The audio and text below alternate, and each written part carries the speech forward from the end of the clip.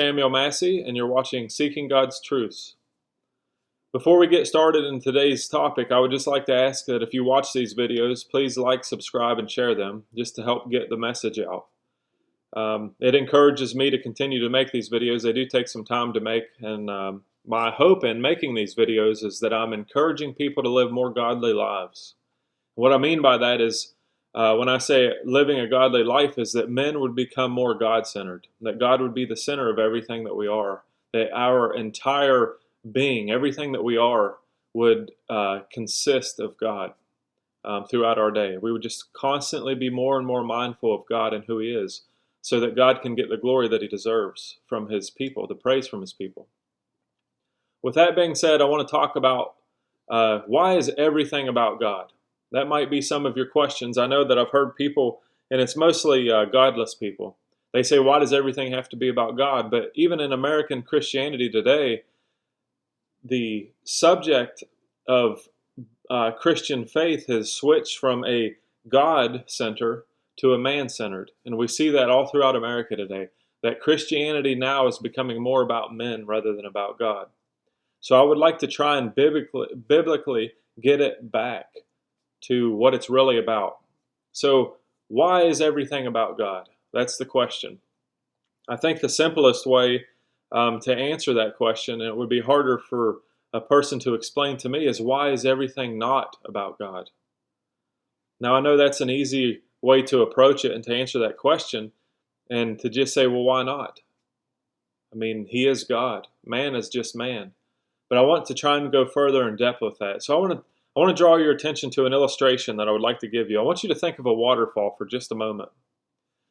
Now, a waterfall in all of its glory is a very magnificent wonder of the earth. And when we look at a waterfall, not many people give much thought of the body of water that's feeding that waterfall. They're just astounded. I mean, just an absolute amazement of the glory of that waterfall. But if you was to take and think of it like this, that waterfall in itself could not exist apart from the body of water that's feeding it.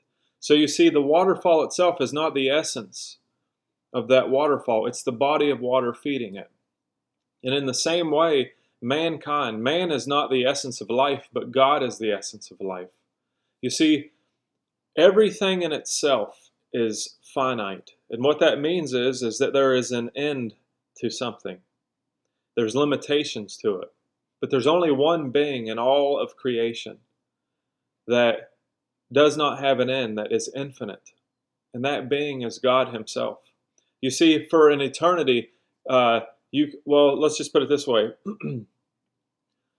You could take anything in creation, whether it be a man, a beast, a fish, anything. And let's even go to the heavenly realms, and let's talk about the angels. The streets of gold, heaven itself. You could take and study out all of those things, and you would eventually come to an end of it. You would come to a point where that you would literally reach the end of that thing that you were studying out, because it's finite. There's limitations to it. But you see, the infinite being, the one that has no limitations, is God. And we could begin to study Him throughout all eternity. And after an eternity of eternities, if such thing would exist, you would never come to the end of God and who He is. You see, because God is eternal. He is outside of time, space, and matter. He is not made of any substance, but yet He fills everything, and He's in everything. He's outside of time, but yet He's inside of time, because He's eternal. So He can form to whatever He wants. He's outside of space, but yet He's in space, because He fills everything. It's like this. He said, will man build for me a temple to dwell in? He says, for the heaven of heavens is my throne, and the earth is my footstool. And yet they cannot contain me. So you see, He is just infinite. He is an infinite being. And I will submit this to you, that if we begin to study God throughout eternity, in that time, even though we could fathom and begin to fathom who God is, with what little knowledge we would have of Him within the first billion years of eternity, if it existed like such, I would submit this to you, that with each glance And each gaze at the person of God, it would be like a new revelation. It would be like seeing him for the very first time. His beauties, his excellencies, his wonder, his majesty would just be so overwhelming that we would just not be able to comprehend. Because, see, in eternity, we will even be finite. We're still not going to be like God. We will be finite. There will be an end to us. There will be limitations to us and to our knowledge. But with God, there is no limitations because he's infinite. And so that is why everything must be about him. That's why everything is about him. Because he is infinite. He is the creator of all things. He is the reason why we exist. It's like the Apostle Paul says in Acts. He says, "For in him we live and move and have our being." So we are because of who he is and because he created us as such. And so, like I said in the beginning, the easiest answer for that would be is, why not God? Why is everything not about him? Why is he not centered? Because you see, if you could take everything in creation and compare it to the majesty of God, everything would be so frail and insignificant because of the wonder and excellency of God. Because all those things cannot exist apart from God. Let me read to you in Job. I want to read to you just to try and kind of begin to wrap your mind around the person of God. And you see, when you begin to wrap your mind around him and you begin to study about God, you begin to fall more and more in love with God. You begin to become more excited about God and who he is. So I'm not going to read all of this. I'm just going to jump around for a moment because this is God himself declaring who he is to Job. In Job 38, I would encourage you to go read this. Job 38, 39, and 40. It's amazing. It says, "Then the Lord answered Job out of a whirlwind, and he said, Who is this that darkeneth counsel by words without knowledge? And then he says, Gird up now thy loins like a man, for I will demand of thee and you will answer me." So here Job is questioning God. Why have the things come upon Job like they have? But listen to what God does. He doesn't condemn Job, but what he does is he begins to declare his glory to Job. And he begins to measure himself against the person of Job so that Job can see how finite and how limited he is compared to who God is. And listen to what he says. He begins to ask Job questions that Job has absolutely no understanding and no answer for. He says, "Where were you when I laid the foundations of the earth?" He says, "Declare it to me if you have understanding." He said, "Who has laid the measures thereof, and do thou knowest? Or who has stretched the line upon it?" Talking about the earth. He says, "Whereupon are the foundations thereof fastened? Or who hath laid the cornerstone?" He said, "When the morning stars sang together, and all the sons of God shouted for joy. Who shut up the sea with its doors, when it brake forth as it had issued out of the womb? When I made the cloud the garment thereof, and a thick darkness a swaddling for it, and break up for the decreed place, and set bars and doors." So he says in verse 12, he says, "Have you commanded the morning since thy days, and caused the day spring to know its place, that it might take hold of the ends of the earth, and the wicked might be shaken out of it?" So pretty much what God is telling Job here, he says, "Is it you that commands the seas that they should? Is it you that commands the ways of the seas that they should come no further, and they obey you? Is it you that commands the morning and the evening, and they know their place? Have you done these things since you were born?" And listen to what Job's response is to God in verse 39. Oh, well, let me just say this real quick. In verse 39, he continues and he says, "Do you know the time when the wild goats of the rocks bring forth? Or can you mark when the hinds do calve? Can you number the months that they fulfill? Or do you know the time when they bring forth?" So he just begins to speak here of all the things that Job would not know. But you see, because God has no limitations, and because God is eternal, and because he's omnipresent, which means that he is everywhere at all times, there is nothing that can be hidden from him. He begins to speak not only of his knowledge of all the things that he's done with the earth, and how it's by his power and his might that he commands the ocean waves and they go no further, and how it is that he has commanded the evening and the morning. and they know their place. But he begins to speak of the goats on mountains and hills that Job and I, even myself, probably don't even know exist. And yet God is there in that very moment, knowing when they give birth, when it is that they are born. But let's continue and listen to what God says to Job. Job said this. This was Job's answer. This is what I think is so amazing. Because Job seen the measure of who God was and just how infinite the being of God is, the person of God, and how wonderful he is. It says, Then Job answered the Lord, and he said, Behold, I am vile. What shall I answer thee? I will lay mine hand upon my mouth. And once I have spoken, but I will not answer. Yea, twice, but I will proceed no further. But this is what God said to Job. It says, moreover, in chapter 40, it says, Moreover, the Lord answered Job, and he said, Shall he that contendeth with the Almighty instruct him? He that reproveth God, let him answer. And then we'll jump down to verse 6. It says, Then the Lord answered Job. So after Job give his response to God, after God asked him, will you instruct me? Will you contend with the Almighty?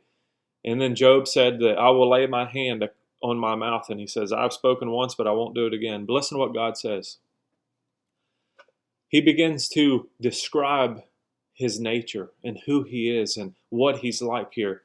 It says, Then the Lord answered Job out of a whirlwind, and he said, Gird up thy loins now like a man. He says, I will demand of thee, and you will answer me. He says, Will you also disannul my judgment? Will you condemn me, that thou mayest be righteous? And then he says, Hast thou an arm like God? Can you thunder with a voice like him? Deck yourself with majesty and excellency, and array yourself with glory and beauty. Cast abroad the rage of your wrath, and behold every one that is proud, and abase him. Look on every one that is proud, and bring him low, and tread down the wicked in their place. Hide them in the dust together, and bind their faces in secret. Then, this is what he says. He says, Then I will confess unto thee that thine own right hand can save thee. Now, I want you to think of this. This to me is an absolutely amazing question that God is asking Job. He begins to display his wonder before Job. And it's a challenge, but it's a rhetorical question because he knows there's none that can stand against him. And he asked Job this question. He says, Can your right hand save you? Can you save yourself? But what is he speaking of? He's saying, Can you save yourself from me? And can you do these things? He says, Because if you can, then I will bow myself to you and confess to you as though you are God. What a rhetorical question that God knew that Job could not answer. It's just an amazing thing to hear the illustrations of God to man and his communication with man. It's mind-boggling. But let me go on to something else now. I want to give you an illustration I heard from a man. His name's Paul Washer. I really love the guy. I think he's a great teacher. And he gives this illustration. He said, let's just say that I'm up preaching. And I'm going to insert my own name in this just for the sake of the illustration. But he says, let's just say that I'm up preaching one day. And at the end of my sermon, a man comes up on stage and he says, Sam, that was great. That was a wonderful sermon. And I say, well, thank you. Thanks for coming. Thanks for having me. Would you like a stick of Wrigley's gum? And he says, yes, I would love to have a stick of Wrigley's gum. And I reach out from my pocket and I give him this gum, and he runs back to all the people and he says, look at this. Sam, give me a piece of gum. And the men would probably look at him like, what is this guy's deal? I mean, who cares? He give you a piece of gum? But let's just take it a little bit further, and let's just say that 40 years from that moment, this man's sitting here with his grandchildren. And his grandchildren are looking behind their grandfather and they say, Papa, who is that man that's on your wall? And it's a picture of me. And the grandfather looks at his grandchildren and he says, listen, he said, that man right there, that man gave me a stick 30 years ago of Wrigley's Spearmint Gum.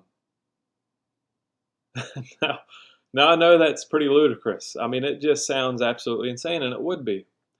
But now let's reverse this for a moment, and let's be more serious for a moment. Let's just say that 30 years ago, that and I'm going to put myself in this situation because my family, my wife, my children, they mean more to me than anything in this world, even more to me than my own life. And so let's just say that one day I find out that I have heart failure and I've got a bad heart. And this is, let's just say 30 years, let's just say it's right now because I'm 33 years old. And I meet a man after I get this horrible news, and I meet this man and he gives me his heart. He donates it to me and he lays his life down for me. And let's just say in 30 years, I see my own grandchildren. I've got to live another 30 years and enjoy my life with my family, the ones that I love and hold most dear to me. And I sit there and my grandchildren, as I rock in the chair, they look at me and they say, "Grandpa," they say, "who is that man above you on the wall?" And I say, "That man is the one who made all these things possible. If it was not for that man, I would not have been able to enjoy my life with my own children, let alone be here with you as your grandfather and being able to enjoy you and your company. But that man is a man who 30 years ago, he donated his heart to me as I was having heart failure, and I wasn't even guaranteed the next day. It's because of that man that I have everything that I have today, and that I have got to experience you and my own children and everything that I have in life. It's because of that man. You see, what a difference that would make when you put it into that perspective. Now, I want you to think of it like this. If it was not for God, and I'm just going to talk about the small things. If it was not for God, then we would not have anything that we have because of who He is. It's because of who He is and the essence of everything that He is. He's the essence of life. He's the essence of our food, our clothing. He's the essence of our family and their life, our health, everything. Because everything good comes from God. And so the small things that I said I would talk about, I want you to think of this. It's a very small thing. Your wife, your husband, your children, your own life, those things are very frail compared to the salvation of God and what He's given us in eternity. And so if it was not for God's goodness, if man was to get what they deserved, then God would not give them salvation for one. They would be cursed for eternity. They would never get to enjoy the things of this life. But because of God's goodness, men are able to enjoy the things of this life. We have everything that we have because of who God is, not because of who we are. And all these things are just displaying to us. They are just shouting out to us of the goodness and mercy and kindness of God towards all men, that all men might repent and come after Him and make them the center of everything that they are, because He is the essence of everything that we are. He is where everything comes from. And so just the small things, like I said, our homes and our food and our clothing and our families and our friends and everything that we have. But yet the greatest thing that we have that causes those things to seem so frail is the salvation of God.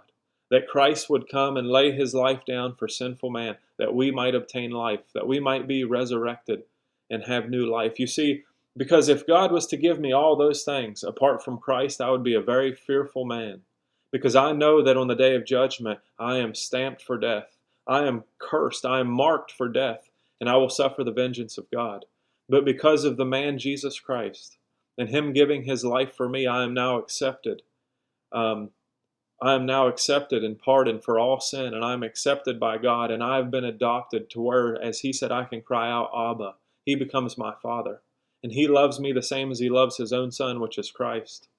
And to me, that is such a beautiful thing. It's so wonderful, and it causes me to want to give God thanks and to glorify God. Because not only in this life has He blessed me with a family and with my wife and children and those riches, but also now He's made it where in eternity I can enjoy them while enjoying Him with them.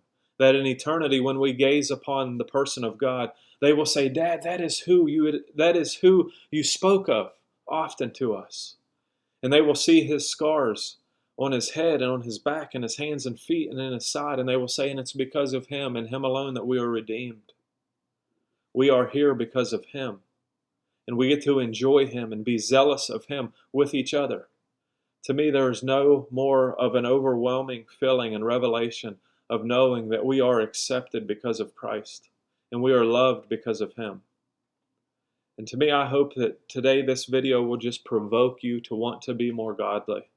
I pray that it will just hit you in such a way that you will just acknowledge God in everything, that your life will just literally be God-centered, that everything you are will be because of Him, that the offering of your life will be because of Him and who He is. And I just pray you're encouraged today to think upon God in all things and everything, and that you realize that He is the essence of all things, that everything that we are and have is because of who He is and because it is Him that has given it. So to answer your question with this answer, or to answer your question with this question, why is everything about God? I would say this: why isn't everything about Him? Because of who He is. I pray you'll go away encouraged, and I pray you'll do an in-depth study of the person of God and who He is, that you might pursue Him through the Scriptures and gain more and more knowledge of Him. Search Him out. We'll be doing it for an eternity, and we'll never come to the end of God. But search Him out that you might fall more and more in love with who God is. And I just pray all is well, and I just want to say God bless, and thank you for your time. Have a good day.